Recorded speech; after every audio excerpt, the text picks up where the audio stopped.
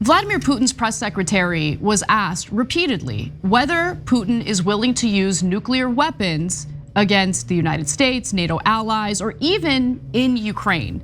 And the way he refused to answer the question clearly at first was concerning, but stay tuned for the second video where things get even worse. Let's watch the first. I need to ask you this because the world is afraid, and I want to know whether Putin intends the world to be afraid of the nuclear option. Would he use it? President Putin intends to make the world listen to and understand our concerns. We've been trying to convey our concerns to the world, to Europe, to the United States, for a couple of decades, but no one would listen to us. And before it is too late, it was a decision to launch a special operation, military operation, to get rid of entire Russia that was created next to our borders. What? To get rid of Russia? Anti-Russia. Because Ukraine started to be, it was formed by the Western countries, anti-Russia. Okay. This is the problem. Okay. So there he is repeating, honestly, some pretty ridiculous concerns that Ukraine was, gonna do away with Russia, invade Russia. There was no indication that was gonna happen. We've talked about NATO and how Putin claimed that NATO expanding to its borders with Ukraine, joining NATO is a security risk or security threat in his eyes.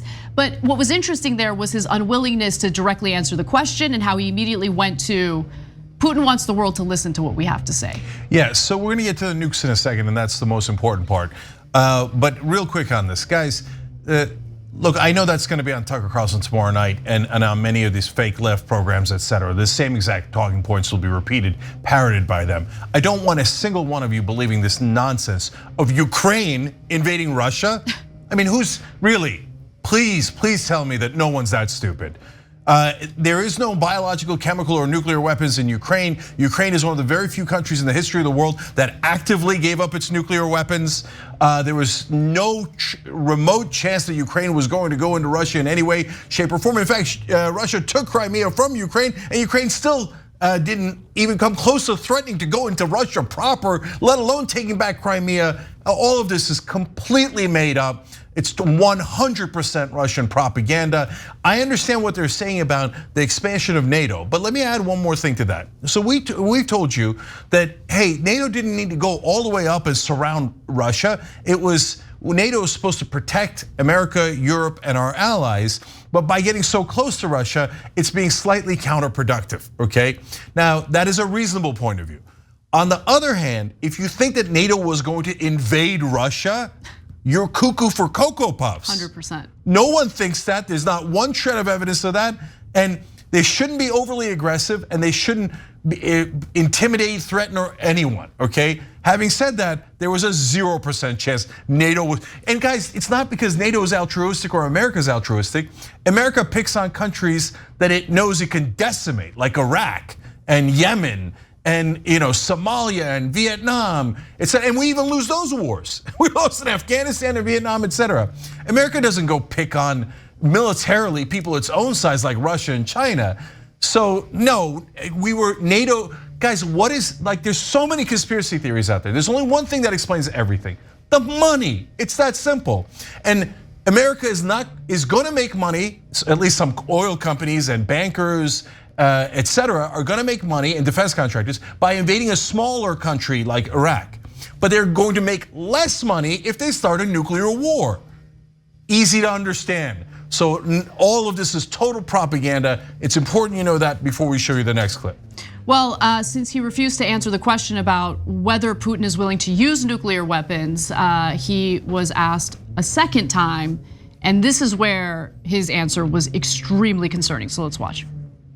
I want to ask you again, is President Putin, because again, the Finnish president said to me that when he asked Putin directly about this, because President Putin has laid that card on the table, President Putin said that if anybody tries to stop him, very bad things will happen. And I want to know whether you are convinced or confident that your boss will not use that option?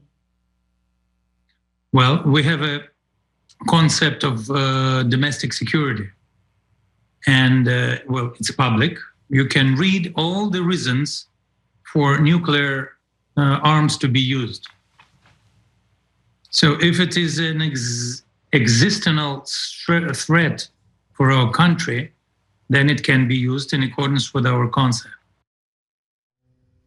I think that was pretty clear. Nuclear weapons are definitely on the table for Russia. So what we saw from Putin, where he's alerting nuclear authorities to be on the ready, all of that stuff, it wasn't just posturing. And that is why calls for a no-fly zone in Ukraine is incredibly belligerent and irresponsible. I understand the empathy, I understand the very human need to want to protect innocent civilians who are being killed right now, who are being targeted, whose homes are being destroyed. I totally understand that. But you have to take a step back and think about it logically, think about it rationally. What are the consequences of engaging militarily and directly with Russia? And the consequences could be dire, especially when you're talking about a guy who definitely has nuclear weapons on the table. Yeah, so there's a couple of different possibilities here. So normally the nukes are supposed to be, the other side is launched, we're all gonna die, let's murder all their civilians as well. Now that's already as horrific a scenario as you can imagine, and that is the best case scenario for nukes, for using nukes, justifying the use of nukes. That he's saying, well, it would have to be an existential threat. Okay, well, I just described the existential threat, right? So, but in his opinion, as he said earlier in the interview, he thinks Ukraine is going to invade Russia, and hence that might be an existential threat to Russia. Well, okay, is that true? Of course it's not true, it's absurd.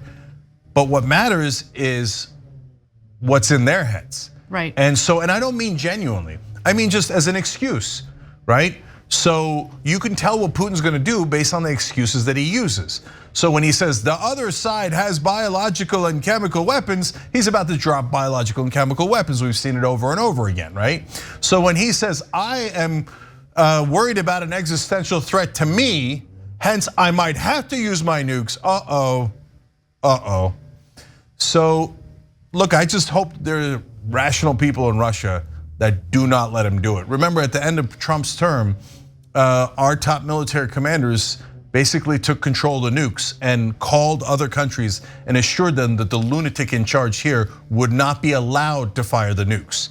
We do not appear to have similar checks and balances in the Russian system. Definitely not. I mean, yes, our democracy has been chipped away at over decades, but in Russia, I mean, you now have Vladimir Putin putting his own, spy agents on house arrest because the war isn't going the way that he wanted it to go. He feels that they gave him flawed intel. But remember, he's also the guy who surrounds himself with yes men. And if anyone dares to go against what he believes or dares to disagree with him or give him information he doesn't like, he immediately talks them down. There's consequences for them. So it's a lose-lose situation. There's no one standing up to Putin in Russia.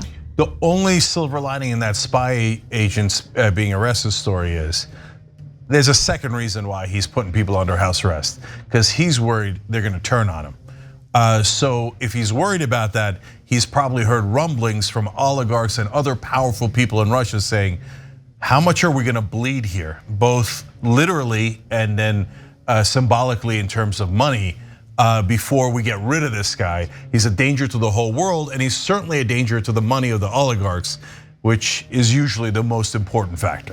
And by the way, if you're wondering, well, what is Biden doing? We've talked about the sanctions that he had already implemented.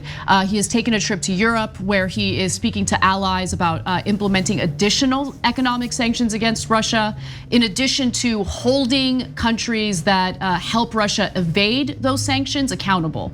And of course, they have their eyes set on China in that regard. So we'll see how that all plays out. But I think so far, his measured response to this has been responsible. Yeah, and last thing, I know I have thick skin because I got to do the news every day, and every day there's something depressing in the news, and this is depressing as it gets. But I want everybody to just look. If you're not in politics, there's nothing you could do. Don't start sitting at home worried that the nuke's going to drop on your head any second. Live your life, okay? But make sure that we're all doing the right and responsible thing as a country. And so far, and this is exactly why you have to have competent people in office. Biden, I think, is a disaster in domestic policy, but he has handled this pretty much brilliantly.